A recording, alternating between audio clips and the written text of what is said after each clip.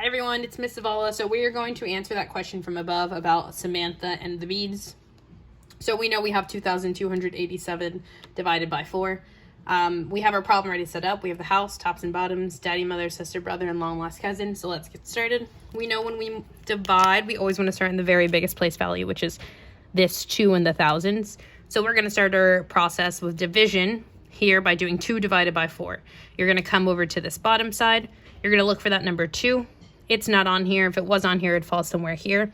Remember, you can never pass that number 2, so you're going to have to default and go to the one closest that's not passing it, which in this case would be the 0. Remember that little thing I said about the Cheetos last week. If there's not enough Cheetos for everyone, then nobody's going to get a Cheeto. So then that's telling us that 0 goes on bottom and 0 goes on top. And remember, your tops and bottoms chart is doing your division and your multiplication.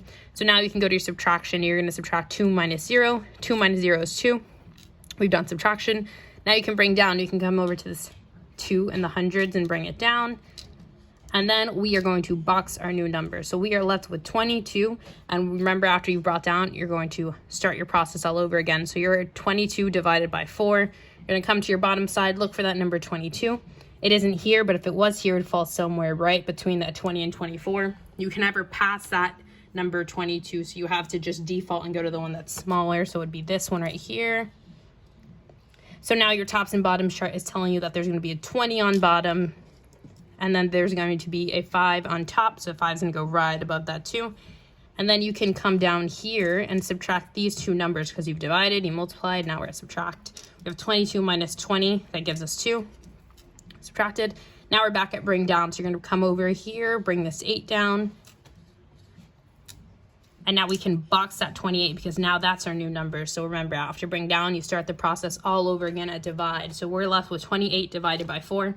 Come to the bottom side, look for that number 28. It's actually right here. Box it. So now we have that 28 is going to go on bottom. And you have that 7 is going to go on top. And now we know that we've divided, we multiplied. Now we're back at subtraction. So we're going to subtract those two numbers. And 28 minus 28 is 0.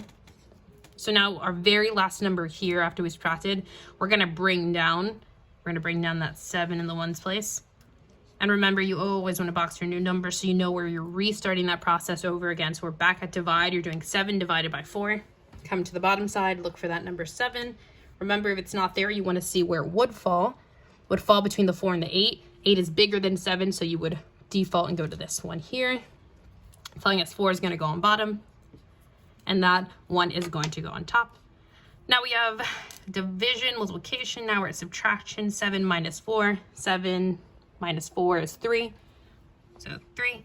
And now we're left with the quotient being 571 and a remainder being 3. We know our problem's done is because we don't have any more numbers that we can bring down. So we're done there. And then we know we're not done. We're forgetting about our long lost cousin. Remember, that's the last person you're going to invite to the party. So remember, C stands for check. We're going to check by making a giant C around the outside of the house, connecting all of your numbers.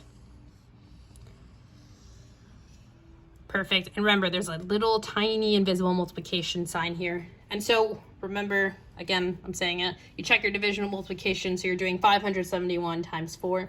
Or 4 times 571. I already have it on the other side.